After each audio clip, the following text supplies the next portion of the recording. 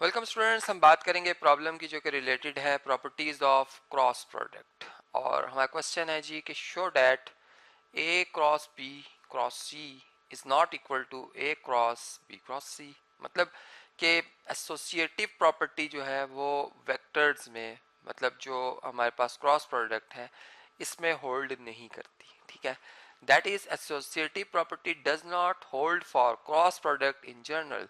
अब इस चीज को प्रूव करने के लिए हमें काउंटर एग्जांपल चाहिए। ठीक है, तो चले इसका प्रूफ जो है वो स्टार्ट करते हैं हम। ठीक है जी, फर्स्ट करते हैं हम कि जो हमारे पास ए वेक्टर है वो सिंपल आई वेक्टर है। ठीक है जी, जो बी है इसको भी मैं फर्स्ट कर लेता हूँ कि ये मेरे पास आई वेक्टर ही है।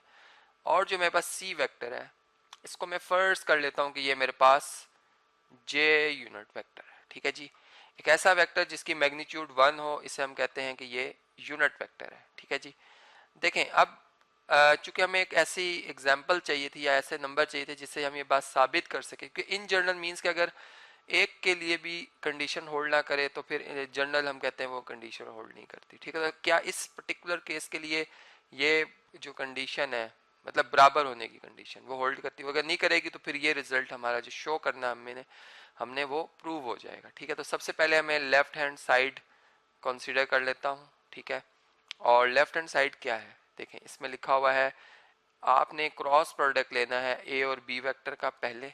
ठीक है, जो रिजल्ट आएगा उसका आपने क्रॉस प्रोडक्ट लेना है सी से। ओके, अब देखें इसमें जो ए वेक्टर है हमारा वो आई वेक्टर है, आई यूनिट वेक्टर। इसका cross product I he unit vector से लिया जा रहा है चूंकि बी वेक्टर भी वही है सेम। और इसका फिर क्रॉस प्रोडक्ट लिया जाएगा जे यूनिट वेक्टर से। ठीक है, अब आप देखें कि जब सेम वेक्टर्स का क्रॉस प्रोडक्ट लिया जाता है, चूंकि इनके दरमियान एंगल जीरो बन रहा है, और क्रॉस प्रोडक्ट की डेफिनेशन के मुताबिक कि अगर आप ए और बी का क्रॉस प्रोडक्ट वेक्टर ले रहे हैं तो इसमें हम यूं लिखते हैं कि ए वेक्टर मैग्नीट्यूड आएगा, बी वेक्टर मैग्नीट्यूड आएगा, साइन ऑफ थीटा आएगा एंगल बिटवीन देम, और एन यूनिट वेक्टर। ठीक है, तो यहाँ पर चूंकि एंगल जीरो बन रहा है इसलिए ये पूरा प्रोडक्ट ही हमारा जीरो हो जाएगा। तो यहाँ पर फिर हम यूं लिखेंगे कि ये तो जीरो आ गया, ये तो हमारे पास जीरो आ गया। ठीक है, और यहाँ फिर हम इसको मतलब इसका जब प्रोडक्ट लेंगे जीरो का, ये चले मैं इसको ब्रैकेट रिमूव ही कर देता हूँ। जीरो का आप क्रॉस प्रोडक्ट ले रहे हो जब जे से, मतलब जीरो वेक्टर भी होता है, ये ऑलरेडी आप जानते हैं कि इसके तमाम कंपोनेंट जीरो हैं, तो ये इसको जीरो बना देगा, हमारा आंसर जीरो वेक्टर आ जाएगा। चले मैं इसको इस तरह से लिख देता हूँ कि एक जीरो वेक्टर आ गया है। ठीक है, इसे हम इक्वेशन नंबर 1 का नाम दे देते हैं। और जो हमारे पास लेफ्ट राइट हैंड साइड है, अब अगर हम इसको देखें, राइट हैंड साइड क्या है, ए का क्रॉस प्रोडक्ट लिया जा रहा है बी क्रॉस सी से। ठीक है, अब बी और सी वेक्टर्स, चले ए वेक्टर आई के इक्वल है, बी वेक्टर भी आई के इक्वल है, और ये जे वेक्टर है। तो आई का जे से जब क्रॉस प्रोडक्ट लिया जाता है, यहाँ पर मैं वो सर्कल बना देता हूँ जो कि ऑलरेडी हम वेक्टर प्रोडक्ट में पढ़ चुके हैं कि अगर ये आई यूनिट वेक्टर है, ठीक है, यहाँ पर जे यूनिट वेक्टर आ रहा है और यहाँ पे के यूनिट वेक्टर आ रहा है, और अगर हम साइक्लिक मतलब जो साइकिल है उसको अगर हम क्लॉकवाइज चलाएंगे तो आई क्रॉस जे पॉजिटिव के आएगा, और अगर हम इस तरह आते कि आई क्रॉस के तो फिर नेगेटिव जे आता।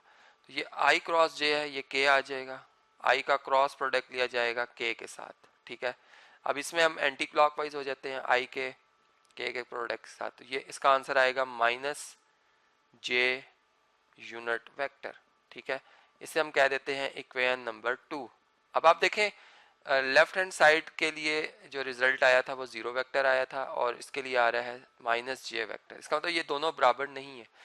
ठीक है, यहाँ पर हम इन दोनों इक्वेशंस को अगर कंपेयर करें from equations E Q N और एस, इक्वेशंस 1 एंड 2, तो ये हमने देखा कि जो लेफ्ट हैंड साइड है वो राइट हैंड साइड के इक्वल नहीं है इन जनरल।